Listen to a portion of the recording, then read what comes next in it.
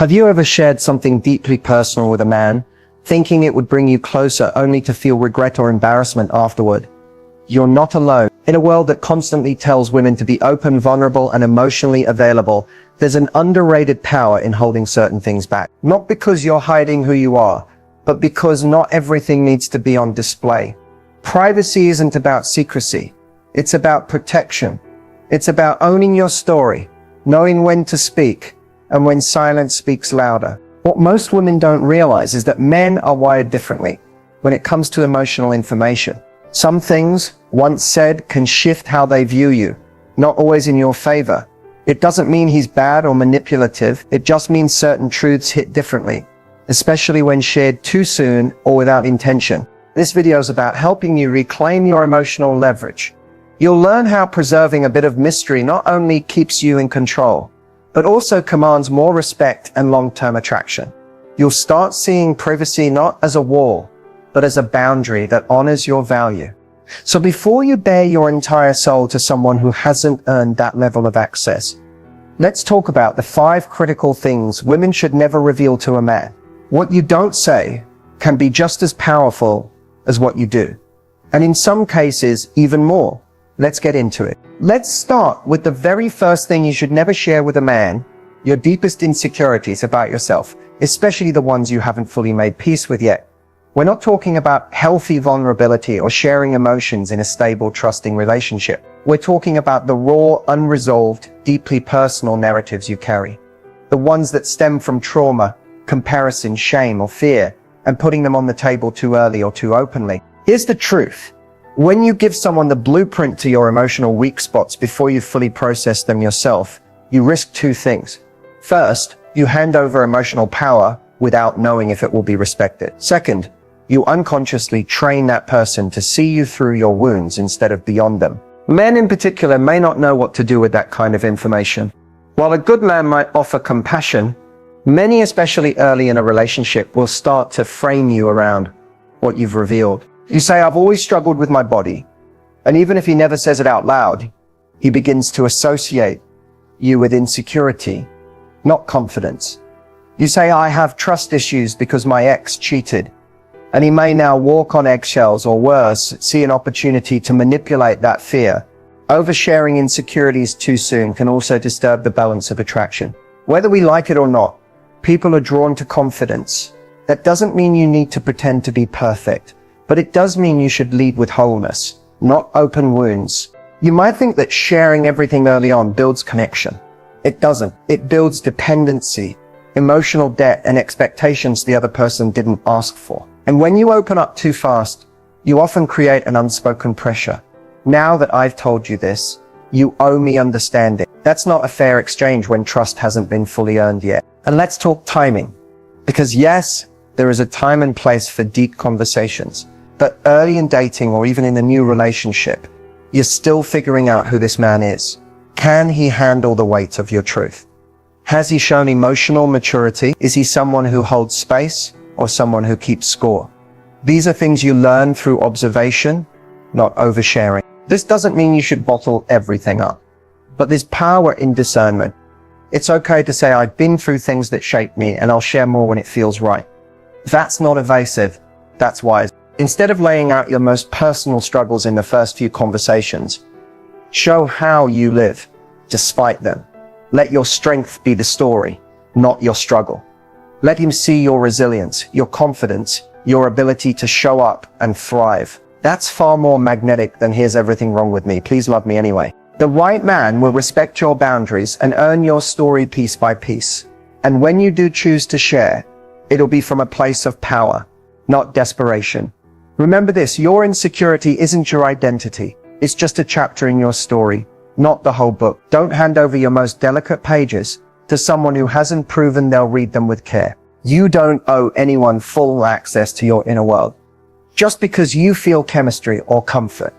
Save that for the ones who show consistency, not just curiosity. Because when you protect your inner world, you keep your self-worth intact. And that's something no man should ever be allowed to dismantle. Let's talk about one of the biggest mistakes women make when they're trying to build trust with a man: oversharing about their past relationships. You might think you're being honest, transparent, and open-hearted when you reveal all the details of what your ex did, how much it hurt, and how you stayed longer than you should have. Maybe you're trying to show him you've learned from your past, or maybe you just want to be understood. But here's the problem. Men aren't interpreting your story the way you think they are. When you talk about your ex, how he cheated, how he lied, how he took advantage of your kindness, you may be trying to communicate your strength or your growth. But in his mind, a few different things can happen, and none of them serve you. First, you risk being unconsciously compared to your ex. You bring him into the room. You invite your new man to analyze your emotional baggage, even if he doesn't say it out loud. He starts wondering, why did she stay so long? Does she have poor judgment? Is she still emotionally attached to this guy? What if she hasn't healed? These are not the questions you want him asking. Not when you're trying to build something new. Second, when you go into detail about your romantic past, you give him a cheat code. You're showing him exactly what hurt you before, what buttons were pushed, and where your soft spots are. Now, a man with good intentions might tread carefully, but a man with the wrong intentions now knows exactly where the cracks are in your emotional armor. That's dangerous. Third, and this is critical, oversharing about your ex can shift the emotional tone of the relationship. Instead of building new memories and shared energy, you're anchoring the present in the pain of the past. And that's how relationships stall before they even begin. He didn't come into your life to be your therapist. If every deep conversation circles back to what someone else did to you, he'll start feeling like he's in a competition with a ghost, and eventually he'll lose interest. There's a huge difference between being honest and being emotionally naked before someone has earned that level of access. You owe him your truth, but not your history in high definition. Now, this doesn't mean you have to pretend you've never loved, lost, or been hurt. Of course not. We've all been through something. But here's the secret. Leave out the details. You can say, I went through something that taught me a lot about what I want and deserve. That's enough. It communicates maturity without dragging your emotional past into your present story. The longer a man focuses on who hurt you before, the less he's able to focus on who he needs to be for you now. And let's be honest, if he starts unloading his ex drama early on, doesn't that feel like a red flag to you? It feels heavy, messy, and like he's not over it. The same standard applies both ways. Emotional self-control is attractive. So remember this. Your past is not a confession you owe anyone. It's a lesson you lived through. It belongs to you, and only you decide what gets shared and when. Let him fall for the woman you are now, not the pain you used to carry. There's power in discretion, elegance in silence, and mystery in saying, I've grown, but the story behind it is mine to tell when the time is right. Because high-value women don't just protect their hearts, they protect their history. Let's talk about one of the most underestimated boundaries in modern dating. Money, specifically, your personal finances. And here's the truth. No matter how close you are, how in love you feel, or how generous the vibe might be, your financial situation is not something a man needs full access to, especially not early on. Now, you might think, well, if we're serious, isn't financial transparency part of building trust? Yes. But that's a long-term conversation. Early in the relationship, and even in some long-term partnerships, revealing too much about your income, debts, savings, or financial habits can shift the dynamic in ways you won't always see coming until it's too late. Let's start with how a man might perceive your financial transparency. If you're doing really well, if you have a great job, investment, savings, and independence, some men will admire it. But others may feel threatened, insecure, or competitive. Whether they admit it or not, a lot of men are still wired to see themselves as providers. And if you're positioned as someone who doesn't need them, they may begin to question their role in your life. Suddenly, your success becomes a silent tension point. On the flip side, if you share that you're struggling financially, whether it's debt, job instability, or past money mistakes, you may think you're being open and relatable. But depending on the man, that can instantly shift how he sees you. He may begin to view you as a burden, or someone who needs saving, or someone who isn't on his level. Even if he doesn't say it out loud, the vibe changes. And sometimes that changes everything. But there's more. Once a man knows your financial habits, how much you make, how you spend, what you've saved, he might start making subtle judgments, or even using that information to manipulate situations. He might say, well, you can afford it. Or didn't you say you make more than me? Suddenly, your money becomes ammunition in conversations or justification for imbalanced effort. And that's a red flag. Another danger? Entitlement. If he knows you have money, he might expect you to cover more, pay for dinners, trips, bills, or help him when he's low. And if you've been raised to be nurturing or generous, it's easy to slide into that role without realizing you're being taken advantage of. The reality is, financial boundaries are just as important as emotional ones. You can love someone and still protect your independence. You can be generous without being exploited. And you can support a partner without surrendering your privacy. So what should you share and when? Here's the golden rule. Share your financial truth only after trust, consistency, and aligned values have been clearly established. Not just words, proof. That means you've seen how he treats money, how he reacts to stress, how he handles responsibility, and whether he respects your independence. Until then, keep it simple. I'm financially stable and I make decisions that align with my goals. That's enough. You don't need to reveal your salary, your credit score, or what's in your account. That's information for serious partnerships, not casual dating or emotionally premature connections. Because once money enters the conversation too early, the relationship starts operating under assumptions, expectations that weren't clearly agreed upon. And that's how resentment grows. Protect your peace, protect your wallet, and most of all, protect the privacy that keeps your power intact. Your money is your business, period. One of the most silent relationship killers, something most women never see coming, is this sharing what your friends think about your man. It sounds harmless. You're venting. You're seeking support. Maybe you're just passing along a comment from your closest friend. But when you let a man know what your friends really think about him, or worse, that you've been discussing your relationship behind his back, you unknowingly plant a seed of doubt, division, and defensiveness that's hard to undo. Think about it. Your man is opening up to you, not to your friend group. When he shares his struggles, when he's vulnerable, when he makes a mistake, he's trusting you with that space. But if he starts to feel like everything he says or does is going to be analyzed, judged, or ridiculed by people he's never even confided in, you break something sacred, emotional safety. Now let's be real. We all need someone to talk to, and your girls are often your sounding board. But there's a difference between seeking wisdom and outsourcing your decisions. When every disagreement, every complaint, every flaw he has is being run through the group chat filter, you're not in a relationship with him. You're in a relationship shaped by external opinions, and that's dangerous. Because here's what happens next. Your friends will start forming their own narratives.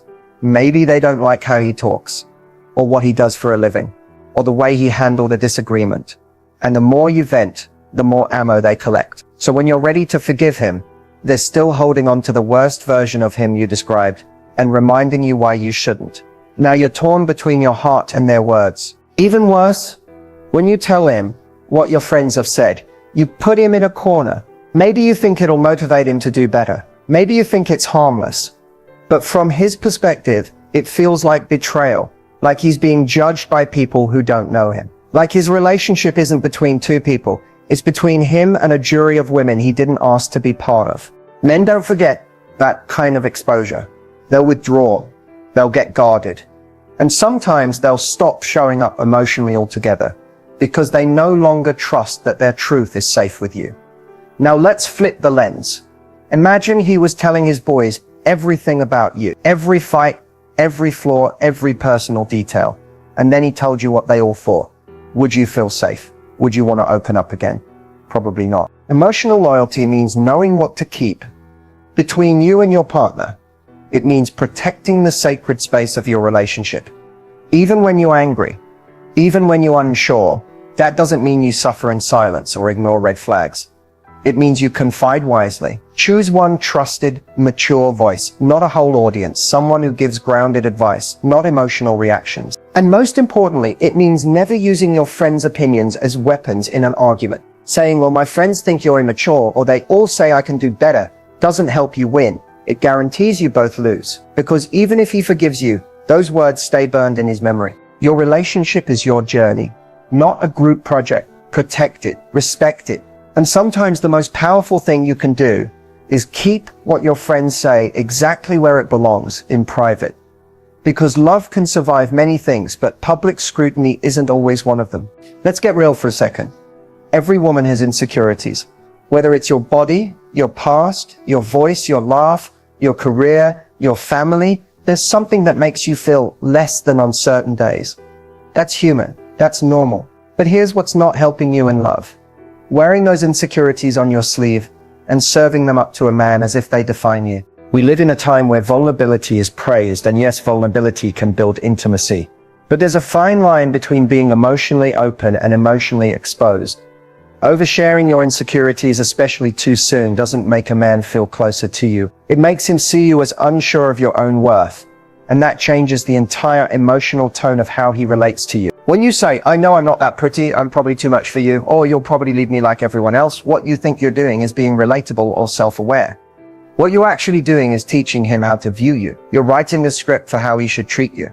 You're silently saying, I don't think I'm enough, so you probably shouldn't either. And that energy, it's repellent. Not because your flaws are unlovable, but because your self-perception becomes his first impression. It's hard to admire someone who constantly signals they don't admire themselves. Now here's the kicker. Most men won't tell you that your oversharing is making them pull away. They'll just fade. They'll get quiet. The chemistry will start to feel forced, and you'll wonder what you did wrong, when in reality all you did was open a door that he wasn't ready or able to walk through. Men want to feel like they're building something with you, not constantly trying to lift you out of emotional quicksand. They want a partner, not a project. When you dump all your unprocessed insecurities on him, you're asking him to fix something that only you have the power to heal. And yes, you deserve someone who holds space for you. Someone who sees your softness and loves you through it. But here's the secret. That kind of love starts with you. You have to show up rooted in your own worth, not hoping someone else will water your confidence for you. You don't need to announce your insecurities for them to be valid. You don't need to pre-apologize for existing. You don't need to reveal every doubt in your head just to prove you're real. Being real means owning your presence, not shrinking from it. If something about yourself makes you uncomfortable, you get to work on it privately or share it in pieces with someone who's earned the right to hear it. Because the more emotionally naked you are with someone who hasn't shown depth, safety, or consistency, the more likely you are to feel exposed, misunderstood, or worse, used. So here's what to do instead. Focus on who you're becoming. Lead with the strength you've built through your journey, not the wounds that still ache. Let your energy say, yes, I've struggled. Yes, I've doubted, but I'm still standing. And I know what I bring to the table. Because the most magnetic thing a woman can ever be is secure in her silence, secure in her value, secure in knowing that she is enough without needing constant reassurance. Oversharing doesn't make you lovable. Self-trust does. Let him fall for your light, not the shadows you haven't made peace with yet. You've made it this far for a reason. Maybe part of you already knew that you've been giving too much of yourself away, too soon, too freely, too openly. Not because you're weak, but because you're human. And because, as women, we're often taught that love means total access. That if you really care, you should open every door, share every secret, and give someone the full map to your soul. But here's what no one tells you. Real love doesn't require you to give away your power. In fact, the right man won't want it. He won't want you to shrink, overshare, or seek his permission to feel valuable. He'll admire the parts of you that remain just out of reach, because mystery invites curiosity and boundaries demand respect. Protecting your power isn't about being guarded or distant. It's about being intentional. It's knowing that your story is sacred. Your emotions, your past, your insecurities, your finances, your friendships, those aren't casual talking points. They're pieces of your identity. And if someone hasn't earned the right to hold them with care, they haven't earned the right to know them at all. You don't need to prove anything to be loved. You don't need to perform emotional gymnastics or hand over pieces of yourself hoping someone will stay. The right person stays because of your energy, your presence, your peace, not because you gave them backstage access to your every flaw. You are allowed to be kind and discerning, soft and self-protective. You can laugh, love, connect deeply, and still hold a part of yourself back. Not because you're hiding, but because you're honoring yourself. Your mystery isn't a manipulation tactic.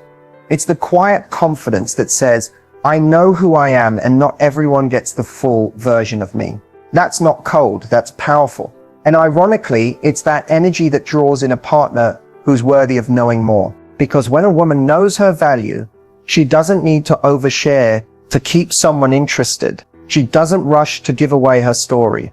She lets it unfold, page by page, to someone who's proven they'll treat every word with respect. Protecting your power is about knowing the difference between openness and vulnerability, between sharing to build connection and bleeding out in hopes of being rescued. It's about recognizing that silence can speak just as loudly as confession, and that sometimes the strongest thing you can do is simply say nothing at all. So take a moment. Think about what you've been sharing. Think about who's been getting pieces of you they didn't earn, and ask yourself, what have those conversations cost you? Your peace, your confidence, your emotional leverage. It's never too late to take your power back. You don't owe anyone unlimited access. You don't need to explain your boundaries. And you don't need to apologize for keeping sacred things sacred. You are the prize. Your presence is enough. And your power, it's not in how much you give, it's in what you choose to protect. So as this video ends, make a choice, not to close off, but to close ranks. Tighten your circle, sharpen your standards, hold your truth like the crown it is. Let them earn the right to know you, because you are worth that level of respect. And from this moment forward, you don't hand over your power, you wear it.